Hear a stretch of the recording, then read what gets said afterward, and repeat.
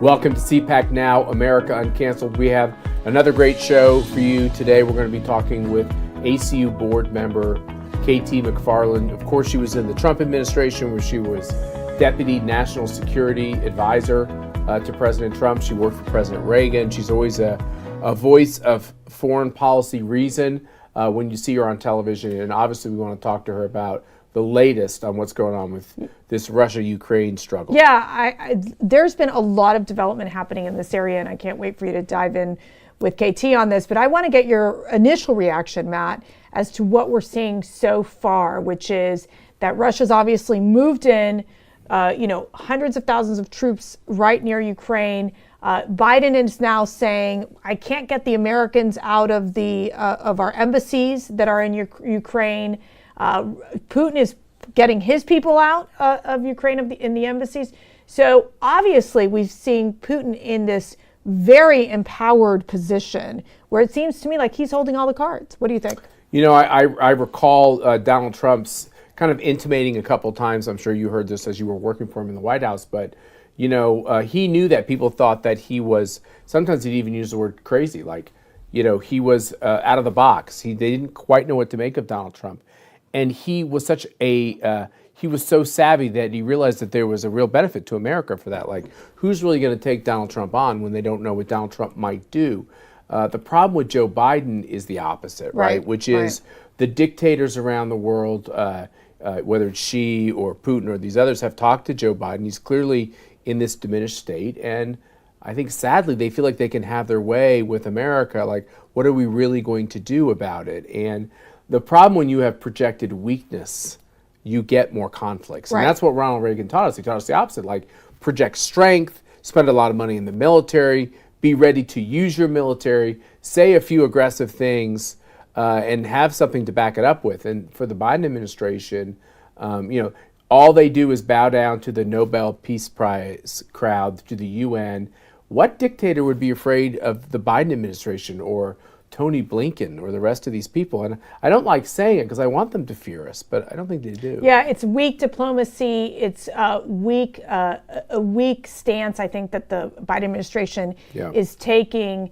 And, the last thing the Americans want to be is that they don't want to be at war. And I think that's exactly where we're ending up here with Russia. Russia sees an opening. They're going to move quickly. It looks like the Biden administration has put troops, on notice that they're going to most likely be going to Eastern Europe. So it's going to be interesting. We'll talk more about it with KT McFarland. But you talked about cognitive skills, Schlapp. I just want to go to this clip of President Biden addressing Fox News reporter. I think it was a slip up, but Peter Doocy. Let's take a listen. Will you take President on inflation, Matt? Do you think inflation is a political liability? That's a great asset. More inflation. What a stupid son of a bitch. Schlapp, stupid SOB. I mean, seriously. I think that for Biden, he either must have been A, very tired, B, not willing to answer the question on the inflation and how devastating this is on American workers. I mean, we've seen this sort of conflict before between reporters. I mean, there was always like an interesting exchange or jab between, like, what was his name, Acosta and from CNN and President Trump. But this was interesting to watch. But if President Trump ever cursed a reporter or used an expletive, I seem to recall the White House Correspondents Association saying, this type of treatment of reporters it can result in them being harmed. Right. There needs to be a basic understanding of respect. I didn't see any statement come out about, you can call a reporter from Fox News a son of a bitch, a stupid son of a bitch, I think something. You know what our 9-year-old would say? Language, Dad. You can't use that bad word to Joe Biden. TV. But I also thought was interesting is the look on Joe Biden's face afterwards, just this disdain. I know. Now look, George W. Bush and Dick Cheney called Adam Clymer from the New York Times. Bush called him a bad word, and then Cheney said, yeah, big time. And they thought it was an off mic moment. And we had T-shirts made with the expletive on one T-shirt and big time on the other. We started calling Dick Cheney big time because we thought it was kind of funny. So politicians don't like reporters, but I just think what's going on with Joe Biden is they're getting frustrated, sweetheart. Like nothing, and I mean nothing is going right. You're so right. I think this goes beyond, Fox News or any of these other channels that are more center right, I would say. I think that there's a huge frustration that he can't advance the ball, that his poll numbers look so bad. Yeah. But now you're, for example, seeing the stock market kind of crumble, one of the biggest tumbles that we've seen in several years. In addition to that, inflation, in addition to that labor shortage, in addition to that supply chain crisis, there are so many economic factors that are just putting an enormous amount of pressure. So I'll ask you on back. the American people. Yes. So you're in a White House. You get this shellacking every day in the news. George W. Bush had it. Donald Trump had it for different reasons. Now Joe Biden's getting it mostly just because they're completely incompetent. I call this the Jimmy Carterization of their administration. Pretty soon it's going to set in that they're just a bunch of idiots. Right. And what happened to Jimmy Carter is none of the Carter people could run for office. It's like they were tainted forever because they were so incompetent. Right. On the Trump piece, we know why they're tainted, because they did what they said they were going to do. Right, But for exactly. the Democrats, they were incompetent. Eventually, all these smart comms people they've hired, what's your advice to them? They're not using their cabinet secretaries. They don't seem to have any outside echo chamber of people coming to their defense. Right, and that's interesting. I don't know if you ever got to your question, Schlapp, but I think that That's my question. What should they do? What would you do? Look, this is one of the big criticisms right now, which you're even seeing liberal media types coming out and saying, he needs to clean house inside that White House and start over, because his they don't need a reset. They need a recall. A recall. His chief of staff has been so ineffective. Obviously, we've seen the communications team, I think, actually hurt Biden by trying to shelter him at all times. It's let's just stay in the basement, Joe. This is going to really work for you. Well, it's not working when you're dealing with a crisis after crisis after crisis, including not getting a handle of the COVID pandemic, not getting a handle on our economy. Now we're seeing a big foreign policy instability, happening right now in Russia. So I think it's such a disservice when the president does not have access to the press, when the president is not able to answer tough questions. Now, he did do the big press conference last week, which I think was a smart move for the comms team to do that. But why wait to do the big news conference? Do it more. Talk to the American people. Get your message out. You're right. They're not using their cabinet members to basically, even you never know where HHS Secretary Becerra is. No one People even knows don't even know who he is. And we have a huge pandemic happening right before our eyes. And then you've got on top of that, the DHS, the Department of Homeland Security, disastrous. They're literally releasing single adult males, illegal single adult males, into our country. And the mainstream media is silent about this. They don't even cover the topic. And yet you're seeing these people being released, which again is just outrageous. Normally, if there's a family unit, they stay. But yet when it's a single male, they normally deport them back. That's not happening. And this is why there's so much that liberal media is not covering so that they can protect Joe Biden. Joe Biden's in a rough place. His own approval ratings are really terrible. The generic ballot is Republicans are actually up a few points, which hardly ever happens. Matter of fact, Republicans a lot of times win nationally when they're even down in the generic ballot. If you look at the right track, wrong track, you remember tracking this back in the Trump administration, it's at 26.5% today, which is it just shows you that everybody thinks it's going quite poorly. So Joe Biden has low approvals, and a poll came out today that had him at 39% approval rating. What does that mean? If in the political circle, what does that mean? 39%. Yeah. They're getting to the point, Trump had some rough days. Yeah. But of course, the press was just killing him at all times. Right. So when Joe Biden's at 39% approval rating, it's actually much lower. So on the Fox poll, he was at 47%. All the other polls are well beneath the Fox poll. Someone's going to have to ask themselves why that is. But even in that Fox poll with these high approvals of 47%, a quarter of Democrats said they won't vote for Joe Biden again. That's a big number. Which actually means it's more like a third of Democrats are already saying they won't vote for Joe Biden again. So if you take this all together, the biggest problem he has is he has no tools to get out of it. He doesn't have a cabinet that's going out there aggressively and defending his policies. He has a vice president that is toxic, and he can't talk.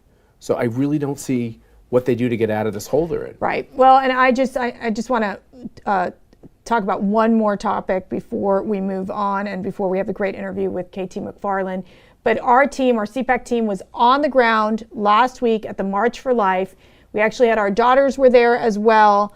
It was an amazing event. What an incredible energy for all those wonderful, wonderful people who went out on a very chilly day to stand up to protect the lives of the unborn and to, we pray, see a change in our laws as well. So we actually had our own Bree McCoy on the ground interviewing a couple folks who were part of the March for Life. Let's take a listen. Hi, it's Bree McCoy, the Digital Communication and Media Specialist for CPAC. Today we are on the National Mall at the March for Life rally, and seeing everyone out here is absolutely wonderful. We got some great interviews, so take a look. Here's what they said. I like to see, honestly, the youth come in here. I grew up in Catholic school, so it was very much a part of my life in these opinions, and I like to see the youth excited about something. I'm always excited to see the turnout. It's always minimized on the news and in the media, but being here and seeing how many people there are and how excited everyone is to be here, it doesn't get old even after years of coming. I'm excited to see the diversity that's here. I see like a lot of different groups. Like I've seen like Socialists for Life, Catholics for Life, Libertarians for Life. Like it's just interesting for me to see the fact that people can have diverse opinions and still come together under one goal. This current administration is the most pro-abortion administration that we've ever seen in our country's history. And you look around this crowd and you can see people coming from all across this country to stand firm that Americans do not stand with Joe Biden and Kamala Harris's radical pro-abortion administration. That's why you see such a great outpouring today. I think it's amazing to see such a diverse crowd, such a young crowd. I think it just shows how neglected the issue is, but how important it is as well. And I think there's a lot of hope in this crowd, which is so important. It was so great to hear from these motivated patriots here on the National Mall in Washington, D.C. We got some great interviews. Hope you enjoyed it. Back to the studio.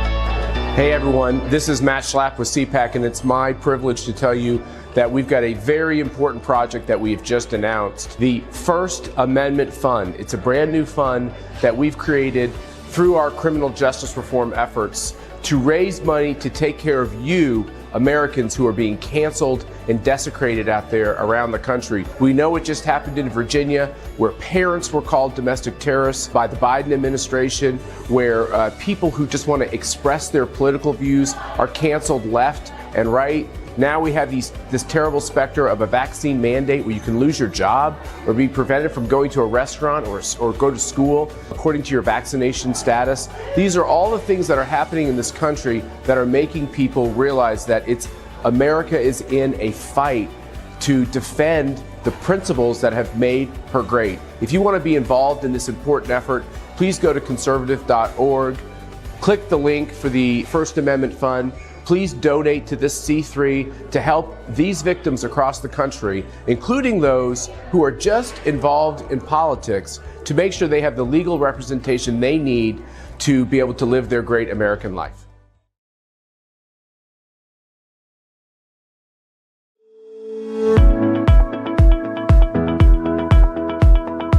Abortion was never taught to me in school. When they taught to me the scourge that affected the black community, they only told me about slavery and not being allowed to vote, all these different things. They never told us what the Democrat Party and what Margaret Sanger and Planned Parenthood directly did to my people. So when I learned about it, I was purely disgusted, did all the research, and have been pro-life ever since, because I knew that my people had a place in this nation, and racist Democrats believed that we didn't, so they supported all these organizations that shut down our right at the very beginning.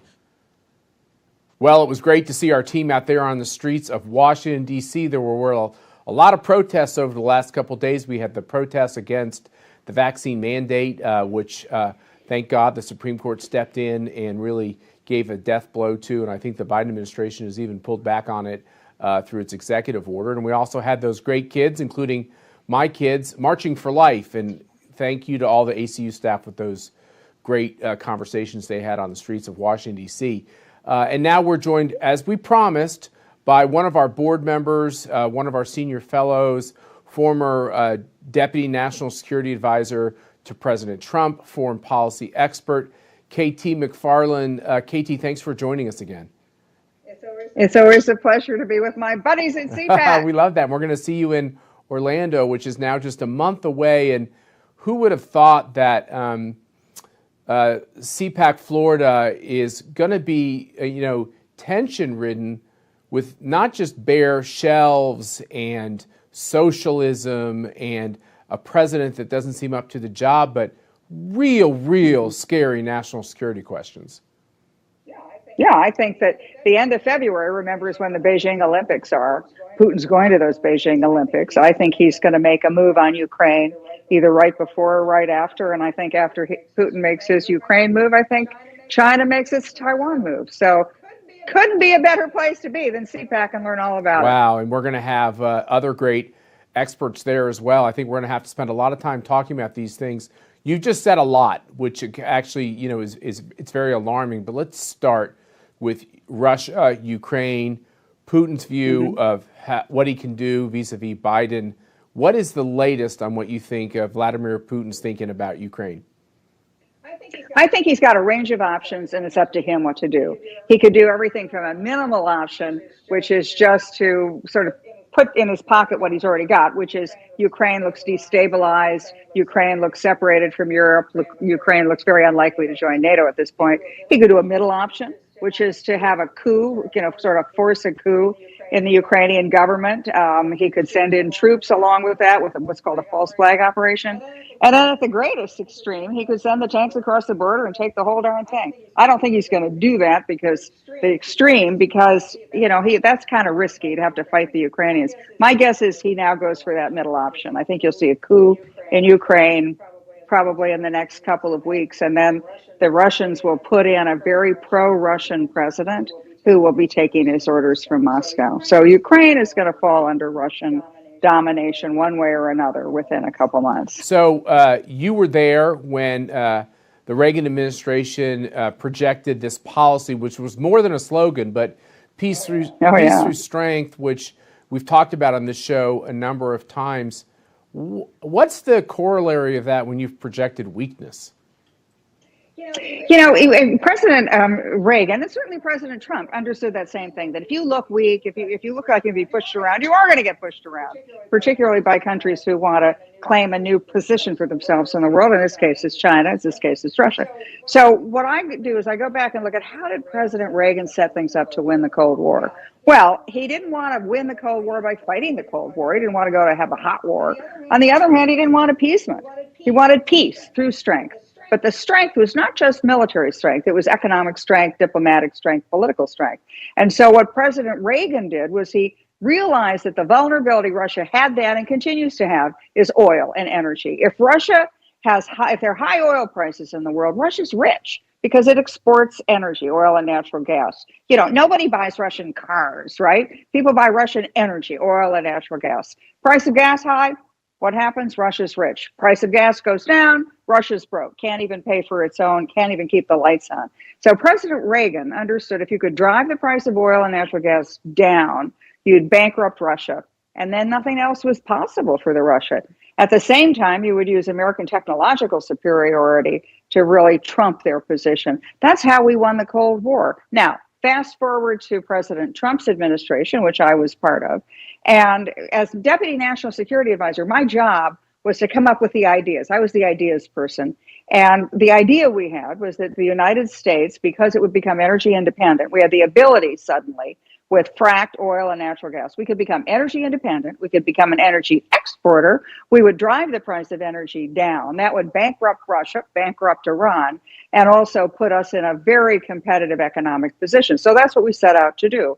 We were going to have a Keystone pipeline. American energy was going to be terrific.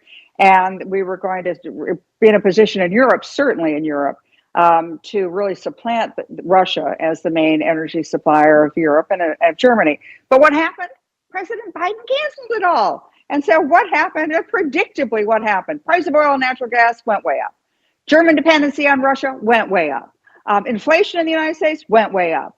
The economic dislocation of the United States increased. The economic position of Russia absolutely increased as well. So Putin is now doing what he never would have dared to do a year ago. And what he's daring to do is he not only wants to make Russia great again by bringing Ukraine, historically a Russian either ally or part of Russia, he wants to bring them back under Moscow's control. But his real goal here, he wants to separate and divide NATO and get America out of Europe.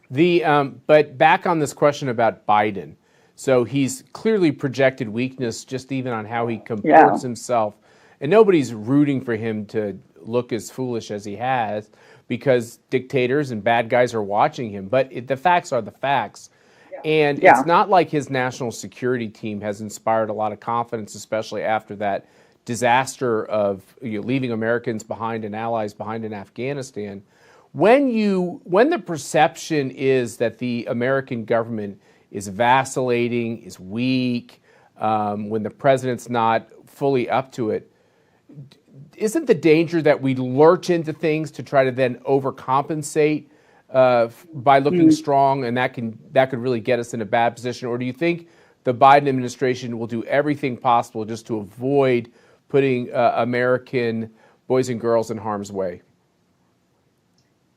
You know, it's a really important point that you make about the perception of weakness. If you go back and look at the calendar, when did Putin start making his moves? Well, he started making his moves economically after we canceled our energy and we allowed the Russians to have the Nord Stream 2 gas pipeline from Russia to Germany. But Putin and Biden met in the summer, and Putin took a look at Biden. And he's known Biden for 30 years. What did he see? He saw, a president, a man in clear cognitive decline. And what did President Biden do? He didn't scold. He scolded Putin, but he didn't do anything about Putin's and the Russian hacks into the American the hacking, the hands of ransomware. All he just kind of let it go. And so I think Biden at that point President Putin made a decision. And within a couple of months, he issued an edict. And he said, Ukraine's part of Russia historically. And then a month later, he started moving troops on the border. And I think he saw when he met with President Biden, this was his moment. This was Vladimir Putin's moment. And so that projection of weakness, as well as Afghanistan, that cemented everything. Once Afghanistan happened, and it was really the fault was entirely of President Biden personally, of his making. I think that Vladimir Putin said, I'm going now. I'm going to take advantage of this weakness, a distracted American president, American political division, a president who's unlikely to get reelected, and I'm going to make my move. And that's exactly what he's done. So we can play this game of presidential advisors, and Mercy and I started the show. Unfortunately, she's now off in the land of being the mother of 5 children. KT, you can understand something about this. But I have 5 too. Yeah, I know you do. We started off talking about, okay, Mercy, look at all these comms disasters they have in the White House. What would you do? And so I say to you, KT McFarland, you're no rookie. You've worked for a couple of presidents. This is never going to happen, so this is make-believe. Let's just go there. Let's say Joe Biden, it actually wouldn't be Joe Biden, it'd probably be Hunter Biden or Jill Biden or someone were to call you and say, KT, we trust you. Could you quietly, just because you're an American and you love your country, help us figure out of this quagmire that we're in vis-a-vis, let's start with Russia. Is there really anything we can do, or is it, at this point, you just lose with dignity and let them take it? No, well, first of all, I think they're more likely to tap my phone rather than call Yes, that's right. Well put. But I think that, there's a lot of moves we can make. I think Ukraine now is a done deal. I think Putin gets to do whatever he wants. The United States has signaled there's no military option. Germany has very clearly signaled there's no military option. There's no political option. There's no economic option. And so the things that we would do to Putin right now, and President Biden even today said, sanctions. What are they? Sanctions? Okay, so there are 2 options. He could prevent Russia from exporting oil into Germany, but Germany's not going to go along with that. Or he could kick Russia out of the international banking system. It's called SWIFT. Russia's already said, no, we're not going to have that happen either. So it's all about, the conversation should not be Russia, U.S. That's not the one that's important. Or it's not even U.S. Ukraine that's important. The conversation that's important right now is Germany. So what could President Biden do to reverse the situation? He may not reverse Ukraine today, but he'll prevent what happens next. It doesn't stop with Ukraine. Putin's on a roll. He'll be like Adolf Hitler going through the Sudetenland. He keeps going after he gets what he wants in Ukraine. So what President Biden could do is say, number one, I'm turning American energy back on. I'm going to let that Keystone pipeline go ahead, and I'm going to prevent and I'm going to stand in the way of the Nord Stream 2 pipeline going from Russia to Germany. But he could also make that phone call to the Germans and say, look, you don't want to rely on Russian energy. You rely on it for 50% of your natural gas, which is how you heat your homes. That 50% of that comes from Russia. They're unreliable. It's expensive. That pipeline can turn on and off whenever Vladimir Putin feels like it. How about you buy American energy, American oil and natural gas? You know, we already export energy to Russia, liquefied natural gas. How about we work with you, Germany, so that you have an abundant supply? It's at a very good, cheap price, reasonable price, and it's a secure resource that you can use to manufacture and to keep your homes warm and to run your cars. Today, the Germans are paying twice as much to heat their homes as they did last summer, and they're paying probably 2 times as much, if not 3 times as much, to run their cars. So that's a phone call the Germans might be interested in taking. Yeah, that's you're playing chess here, KT, and I wish they would think that way. I want to close this interview by hitting on the most contentious part of this. Why the world is watching Joe Biden and his advisors, his administration, navigate Putin. China, the real threat, is making serious moves on Taiwan as they did on Hong Kong. You think could be a pretty quick timeline for China to make the ultimate move here with Taiwan. Yeah, again, China's looking at this situation and sizing up, and they're seeing what happens with Putin. If Putin gets away with it, which I think he does to a certain extent, then China says, well, this is our time. And what better thing to do than to hit a weak Biden administration with a 1-2 punch? So I think it's, the Olympics are right during CPAC. So I think that the Russians will make a move right before or after CPAC. And I think the Chinese will follow after CPAC, so sometime in March. And if the United States is unable to summon a country that should be a close ally of the United States, right, Germany, if we're unable to summon a collective approach to defense in Europe, it'll be very difficult in Asia.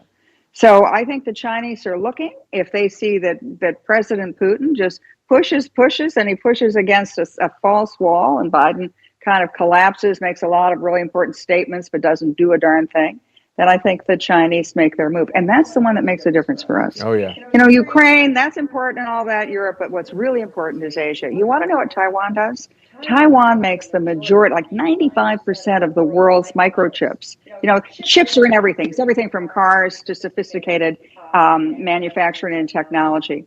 If China controls the world market for microprocessors and chips, then China really controls the whole manufacturing of the technological world. That's a big problem. A big problem, and once again, not one that can be reversed once everything starts to go into play. KT McFarland, we've been loving seeing your analysis all over media. Keep it going, but always come here first, okay? You've got a date. We got a date. Deal. That's awesome. And we're going to see you in Orlando for CPAC, which is February 24th through the 27th. You can go to conservative.org to get your tickets. I will tell you that tickets are selling briskly. It's the largest convention hotel in the most important state in the country, the Rosen at Shingle Creek. So move quickly. We've already sold out of 2 room blocks.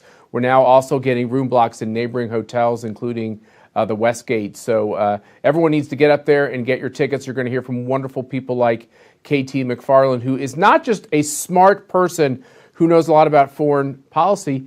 She also helps me run CPAC behind the scenes. So KT, thanks for all your great work.